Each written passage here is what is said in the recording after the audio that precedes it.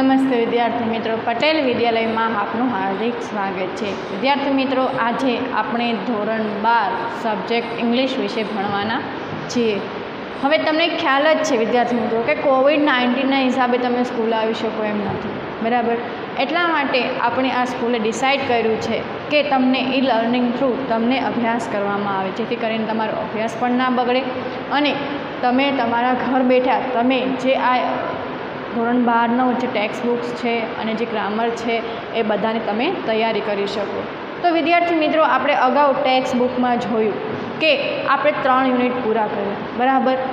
Science હોય, arts કે commerce હોય, બધાની ટેક્સ્ટ બુક કોમન છે, પણ હા, તમારી જે પેપર સ્ટાઇલ છે એ અલગ અલગ છે, પણ આજે આપણે ત્રણેયના પેપર સ્ટાઇલને અનુરૂપ આપણે ભણવાના છીએ।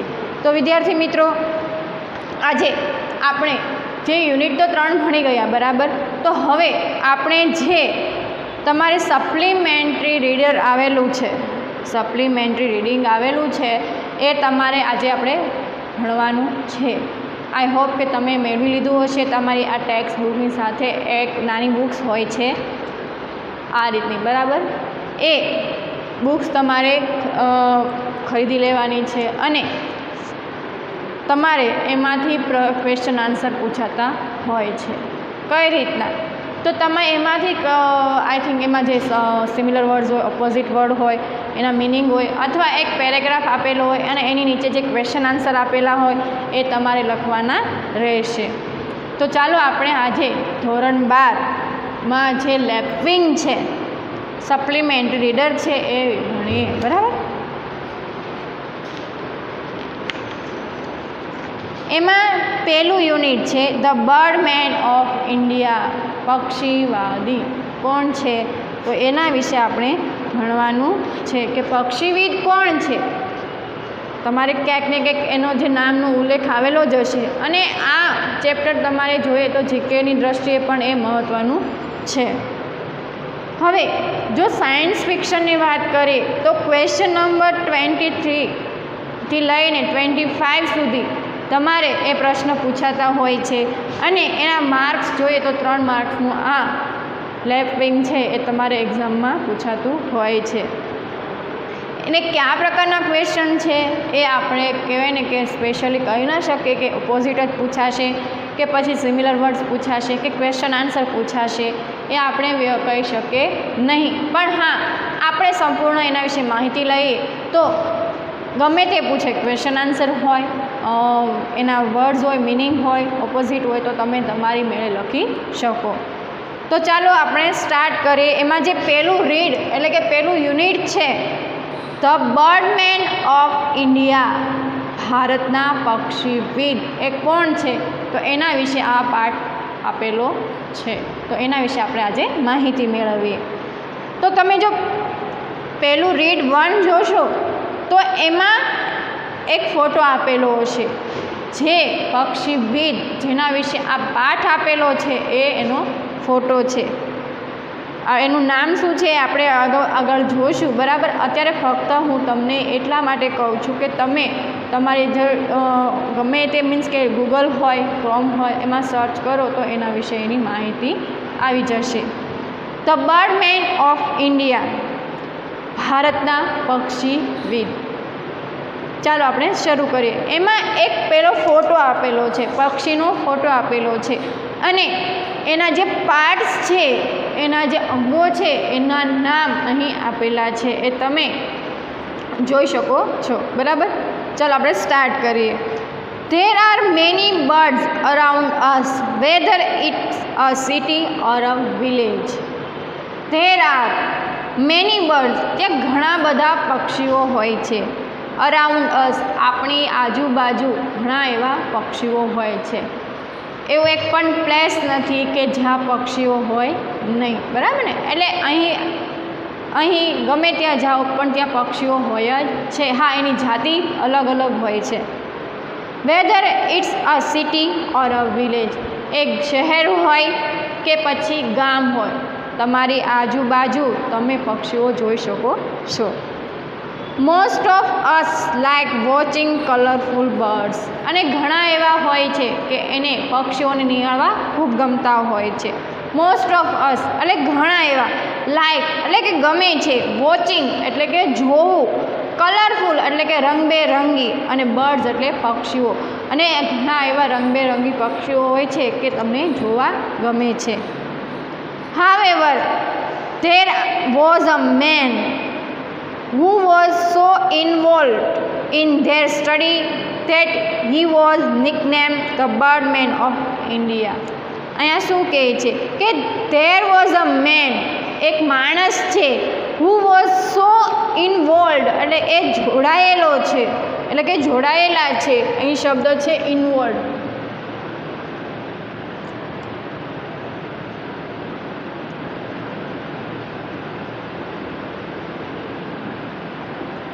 એ જોડાયેલા છે ઇન ધેર સ્ટડી, અને એની જે સ્ટડી છે એની સાથે એ જોડાયેલા છે. ધેટ હી વોઝ નિકનેમ, અને એનું કહેવાય ને એક નામ આપેલું છે, ધ બર્ડમેન ઓફ ઇન્ડિયા, પક્ષીવિદ, ભારતના પક્ષીવિદ. ધ નેમ, તો એનું નામ શું છે? આપણે આટલી માહિતી લીધી, પણ એનું નામ શું છે? જે ફોટો આપેલો છે એનું નામ શું છે? ડૉક્ટર સલીમ મૈઝુદ્દીન અબ્દુલ અલી. એનું નામ શું છે? Doctor Salim Abdul Ali, Moizuddin Abdul Ali. Is synonyms with birds, એનું એ નામ સમાન કોનું ગણવામાં આવે છે? એ બર્ડના નામ સાથે એનું નામ જોડવામાં આવેલું છે.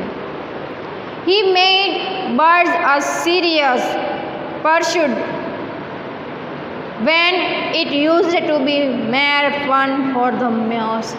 શું કહેવા માગે છે કે પરસ્યુટ એટલે શું થાય છે? લક્ષ્ય.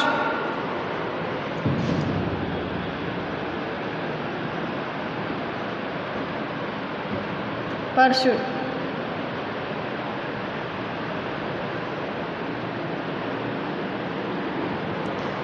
He made birds a serious pursuit, એટલે એનો મિનિંગ અહીં તમને ઇંગ્લિશમાં મિનિંગ આપેલો છે, જે તમારે પાકો કરવાનો રહેશે. એટેમ્પ્ટ એટ એચિવિંગ, ગેઇનિંગ સમથિંગ, કંઈક મેળવવું, કંઈક જે મેળવેલું હોય છે એ શું હોય છે? લક્ષ્ય. તો આ એનો મિનિંગ થશે લક્ષ્ય. When it used to be mere fun for the most, એટલે આ બીજા માટે એ ખૂબ એ આનંદ પમાડે એવું છે. ચાલો આપણે આગળ જોઈએ. ઓર્ફન એટલે શું થશે? લોસ્ટ હિઝ પેરેન્ટ્સ, કે જેને તેના માતા પિતા ગુમાવ્યા છે એ, એટલે અનાથ.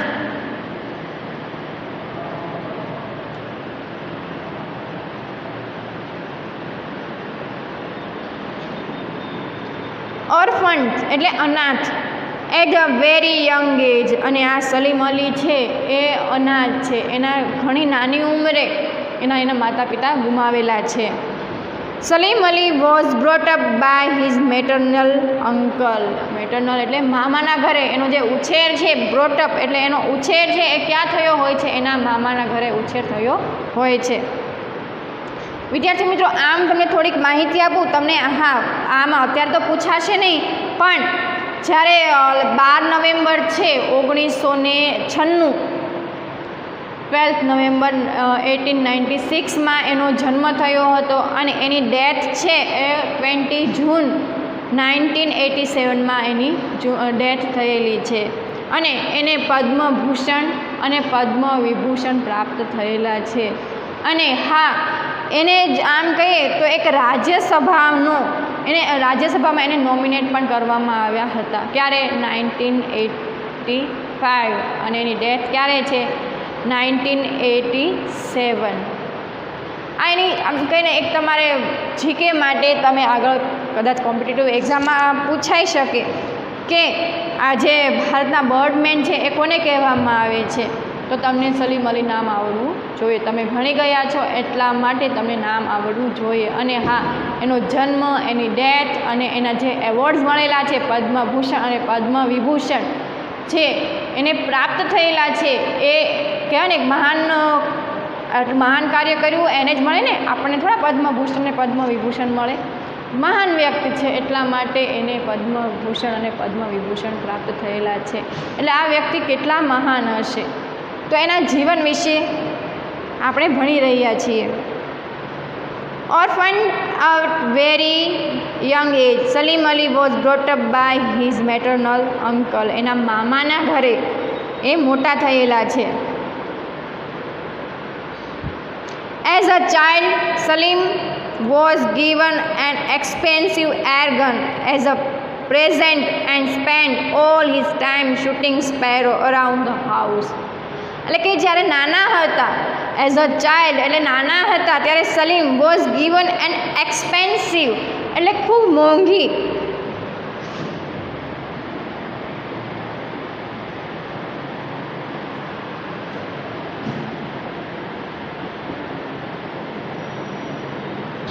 એક મોંઘી એવી એરગન આપવામાં આવેલી હોય છે અને એક પ્રેઝન્ટ તરીકે અને ગિફ્ટ તરીકે એક એરગન આપવામાં આવેલી હોય છે. અને આ જે ગનથી એનો મોસ્ટ ઓફ અને ઘણો ખરો સમય છે એ બર્ડ્સને શૂટિંગ કરવામાં જ એ વિતાવતા હોય છે. સ્પેરો એટલે ચકલીને એ શૂટિંગ કરવામાં જ એ સમય વ્યતીત કરતા હોય છે. વન ડે હી નોટિસ્ડ એક દિવસ એ નોટિસ કરે છે that one of the sparrow he had shot at had a yellow throat. હવે અહીં એના જીવનમાં ક્યારે ચેન્જીસ આવ્યા એની વાત કરવામાં આવી છે કે કોઈ વ્યક્તિ જ્યારે કોઈ બર્ડ્સ હોય અને એનું શૂટિંગ કરે અને એને બર્ડ્સમેન, ઇન્ડિયાના બર્ડ્સમેન શા માટે કહેવામાં આવ્યા છે, તો એની વાત અહીં કરવામાં આવેલી છે કે એને એરગનથી એ બર્ડ્સને શૂટિંગ કરતા, પણ એક દિવસ એ જ્યારે એક ચકલીને એ શૂટ કરે છે અને એ શૂટ કરીને જ્યારે નીચે પડે છે ત્યારે હી હેડ અ યલો થ્રોટ એટલે ગળું, અને એનું ગળું કેવું હોય છે, યલો હોય છે. He couldn't hold his curiosity and approached his uncle. અહીં શું કહેવા માગે છે, couldn't hold એટલે was unable to stop એટલે એ પોતાની જાતને જાળવી શકતા નથી. his curiosity એની જે આતુરતા છે and approaches his uncle એનો જે એના કાકાનો અભિગમ એના વિશે માહિતી મેળવવા માટે એના કાકા પાસે જાય છે અને આ શા માટે એનું ગળું પીળું શા માટે છે એ જાણવા માટે એના કાકા પાસે એ જાય છે. His uncle who was equally clueless એટલે એના જે કાકા છે એ કેવા હોય છે, એને સામાન્ય કહીએ ને ક્લુલેસ એટલે માહિતી હોતી નથી. ક્લુ એટલે કંઈક માહિતી હોવી, પણ અહીં ક્લુલેસ એટલે અજાણ, માહિતી ન હોવી.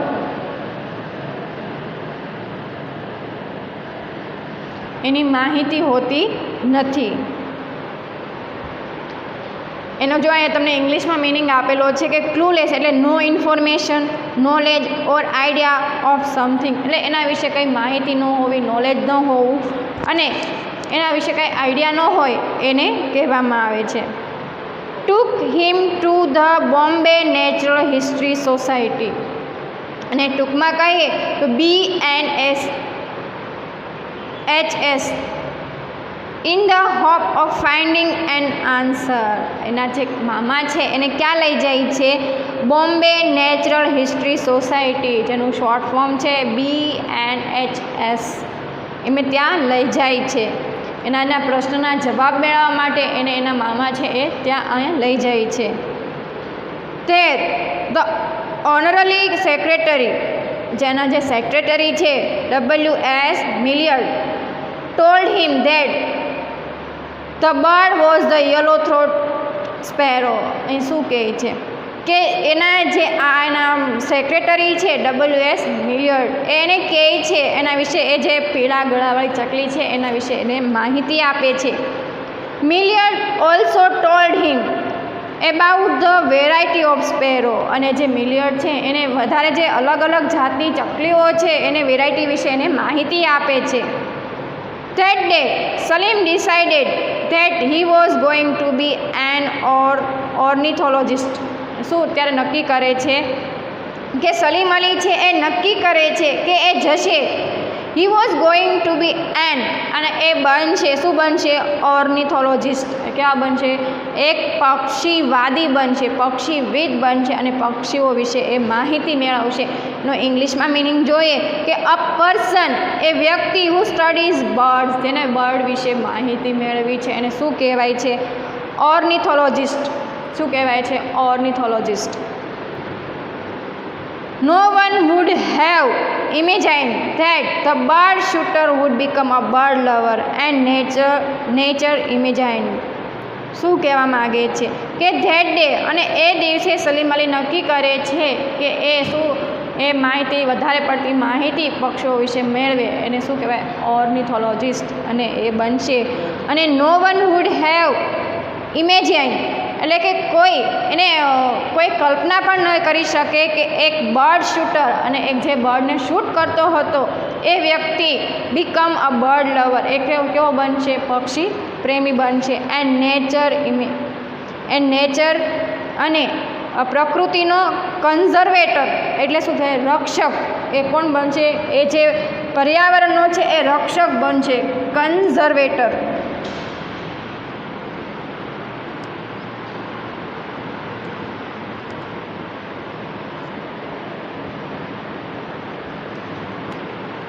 એનો ઇંગ્લિશ મિનિંગ આપેલો છે a person who પ્રોટેક્ટ્સ values or things.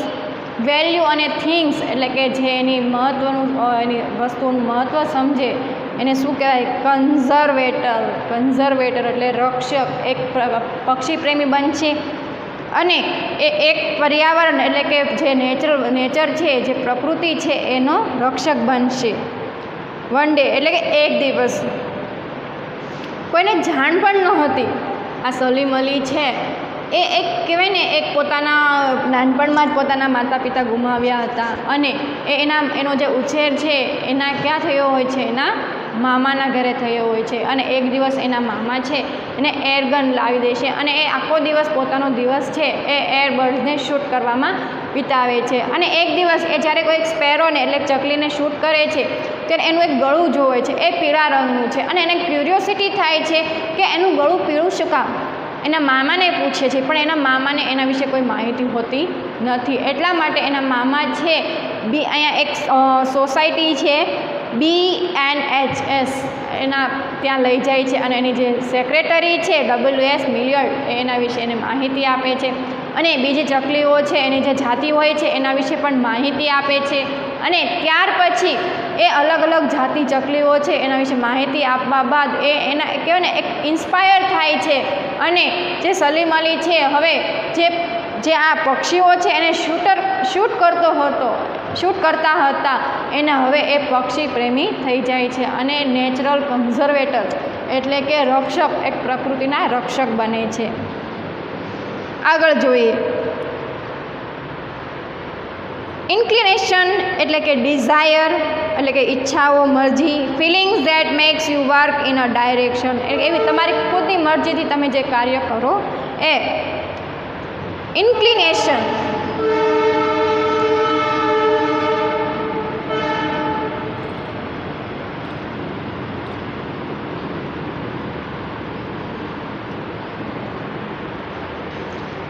Inclination એટલે મરજી.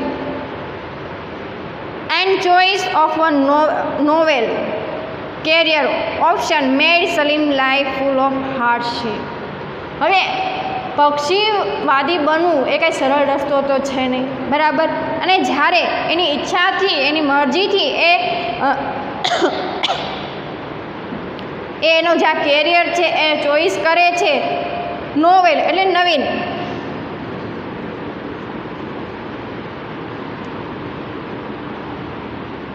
નવું, એ ન્યૂ, એનો મિનિંગ આપેલો છે ન્યૂ. એનું કેરિયર છે એ ઓપ્શન નવું કેરિયર એ પસંદ કરે છે. મેડ Salim life full of hardship, અને સલીમ અલીની જે લાઈફ છે એ એકદમ કહેવાય ને એક સઘન મહેનત માગી લે એવી એની લાઈફ બની જાય છે.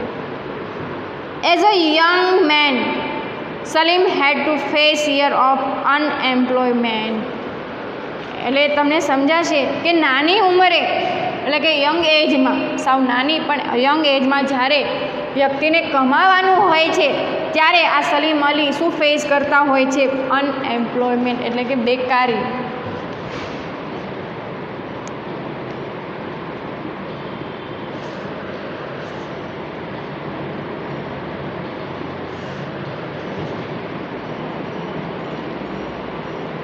એની પાસે નોકરી હોતી નથી. હી મૂવ્સ ટુ બુર્મા. એ બુર્મા નામનું એક જંગલ છે. He moves to Burma to look after the family mining and timber business. અહીં ત્યારબાદ એ પોતાને એ મૂવ કરે છે એટલે કે પોતાનું સ્થાન ફેરી લે છે. ક્યાં જાય છે કે બુર્મામાં આવેલી એની ફેમિલી છે ત્યાં જતા રહે છે, જે માઇનિંગ અને ટિમ્બર એટલે કે લાકડાનો જે બિઝનેસ છે એ કરવા લાગે છે. It was a rewarding experience. અને આ શું હોય છે? એના માટે એક રિવોર્ડિંગ એટલે કે લાભદાયક.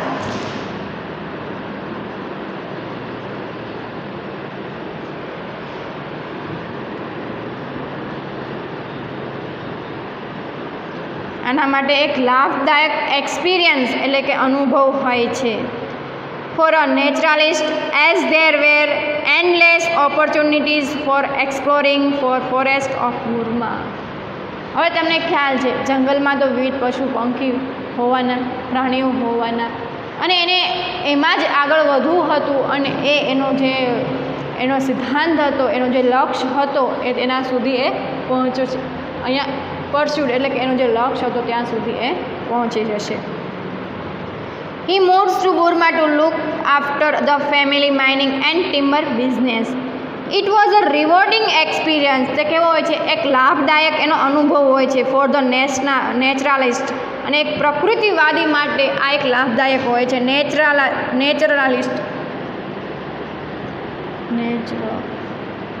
Naturalist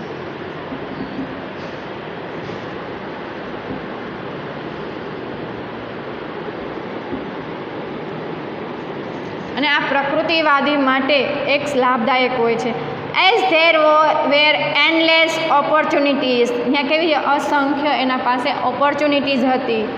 four exploring the forest of Burma. ક્યાં હોય છે કે બુર્મા જે જંગલ છે એ ત્યાં એના માટે એક્સપ્લોરિંગ એટલે ફરીવાર એ શોધી શકે એટલી બધી એની ઓપોર્ચ્યુનિટી ઊભી થઈ હતી. આગળ જોઈએ. How will Salim Ali relate his interest and his career. તો એનો અહીં માહિતી આપેલી છે. આફ્ટર રિટર્નિંગ ટુ ઇન્ડિયા પાછા ફર્યા પછી Salim try to get a job as an ornithologist. શું કહે છે કે ઇન્ડિયામાં ફરી વખત પાછા ફરે છે તે પોતાની જોબ છે એ મેળવવાની ટ્રાય કરે છે. કેવી જોબ? ઓર્નિથોલોજિસ્ટ. જેને એનો જે પરસ્યુટ છે, એનો જે લક્ષ્ય છે, એનો જે સિદ્ધાંત છે with the zoology survey of India but was rejected since he did not have an MSc or PhD degree. હવે એને શું બનવું છે? ઓર્નિથોલોજિસ્ટ, પણ એની પાસે ડિગ્રી નથી. ઝૂલોજી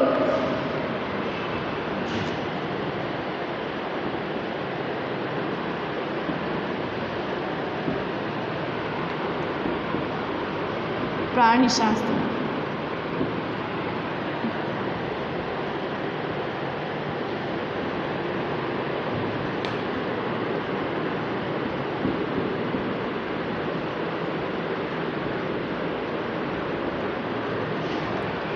એની પાસે કોઈ MSc કે PhDના જે ડિગ્રી નથી, તેથી એ પ્રાણીશાસ્ત્રમાં જે એનો ઇન્ડિયામાં જે પ્રાણીશાસ્ત્રનો આપણે કે અભ્યાસ થાય છે એમાં એને જોબ જોતી હોય છે, એને એ મળતી નથી. શું કામ? એની પાસે ડિગ્રી છે નહીં. અત્યારે ઘણી વખત કોઈ પાસે સ્કિલ હોય પણ ડિગ્રી ન હોય તો અત્યારે એ કામ આવતું નથી. એટલે કે તમે તમારી પાસે ગમે સ્કિલ હોય પણ તમારે અભ્યાસમાં પણ એની જે ડિગ્રી છે એ હોવી જોઈએ.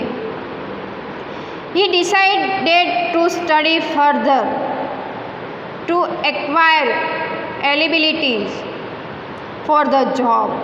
શું કહે છે? એને નક્કી કરે છે ટુ સ્ટડી ફર્ધર એટલે આગળ જે સ્ટડી કરવાનું એ વિચાર કરે છે. ટુ એક્વાયર એટલે કે એની જે એબિલિટી છે, એલિજિબિલિટી છે એ મેળવવાની. એટલે એલિજિબિલિટી એટલે પાત્રતા.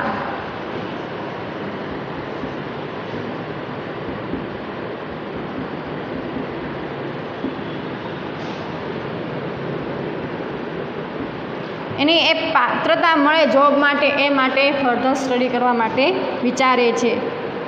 Salim went to Germany. Salim ક્યાં જાય છે? જર્મની જાય છે.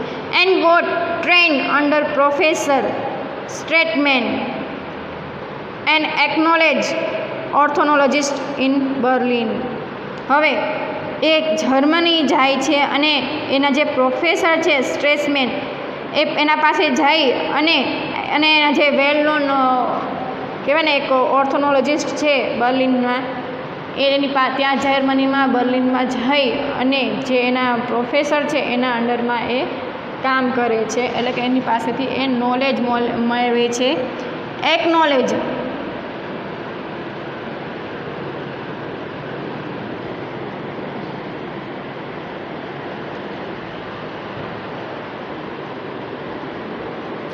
એટલે જાણીતા. હાઉએવર વેન હી કેમ બેક ટુ ઇન્ડિયા. અને ફરીવાર એ જ્યારે એના અભ્યાસ લઈ અને ફરીવાર ઇન્ડિયા આવે છે, he found out that there were still hardly any opportunity in this profession. અને એ ફરી વખત વિચારે અને જ્યારે ઇન્ડિયા આવે છે ત્યારે એ જોવે છે કે ઇન્ડિયામાં કોઈ એના જે આ પ્રોફેશન માટે એના પાસે કોઈ ઓપોર્ચ્યુનિટી નથી, એટલે કે એના માટે કોઈ વર્ક નથી. Another man would have given up in disgust but not Salim.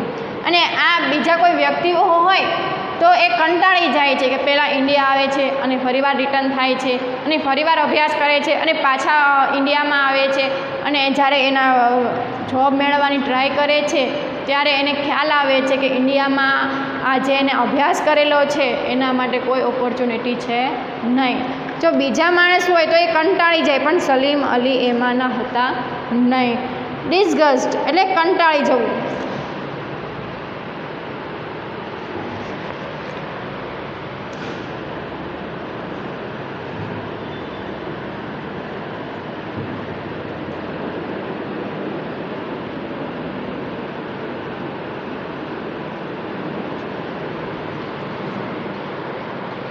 He decide to create an opportunity. અને હા, એને ખબર છે કે ઇન્ડિયામાં ઓપોર્ચ્યુનિટી નથી, તો હવે એ નક્કી કરે છે કે હું એ ઓપોર્ચ્યુનિટી ઊભી કરીશ. He went to the Bombay Natural History Society. અને તે ક્યાં જાય છે? જ્યારે એને એના વિશે માહિતી, બર્ડ વિશે માહિતી મેળવે છે ત્યાં જાય છે. And offered his free service for conducting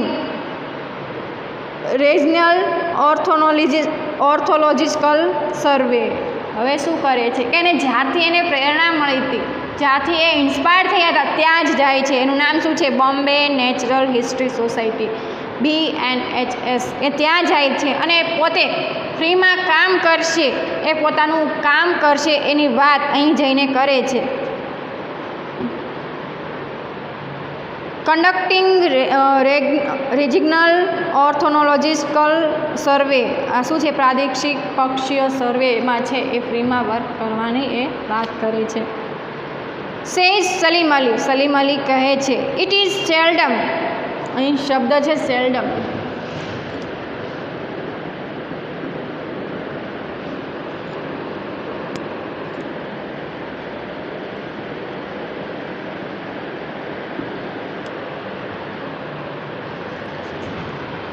સેલ્ડમ એટલે ભાગે જ. આ શબ્દ તમારે ડિગ્રીમાં ભણવામાં આવશે અને જ્યારે તમે ક્વેશ્ચન ટેગ ભણતા હશો ત્યારે પણ આ શબ્દ તમે સાંભળેલો હશે. One gets an opportunity in life to do what one wants to do. અહીં શું કહે છે? એ એમ કહે છે કે ભાગે જ જીવનમાં એ ઓપોર્ચ્યુનિટી હોય છે. Gets an opportunity in life to do what one wants to do. કે એક વ્યક્તિ શું કરવા માગે છે, એની જે ઓપોર્ચ્યુનિટી એને જે કરવું હોય છે એ ભાગે જ એને કરવા મળે છે. I think the best result are those when you are doing something worthwhile which you enjoy doing without the motivation of material reward. અને હા, એ તમને કંઈ પણ રિવોર્ડની આશા કર્યા વગર તમે જે કામ કરો છો એમાં જ એની સાચી મજા હોય છે. વિદ્યાર્થી મિત્રો, અહીં આપણે સલીમ અલીના જીવન વિશે માહિતી મેળવીએ, એ જ્યારે એના બાળપણથી વાત લઈ અને જ્યારે એના કેરિયરમાં એના જે રસ છે એમાં એને પ્રોફેશન જે આગળ વધારવો હોય છે એમ થતો નથી અને અંતે એ જ્યારે ફ્રીમાં વર્ક કરવાનું કહે છે ત્યારે એમ કહે છે ઘણા એવા વ્યક્તિઓ હોય છે કે જેને ઓપોર્ચ્યુનિટી મળતી નથી, એને જે કાર્ય કરવું છે એને એના માટે એને એ કામ મળતું હોતું નથી.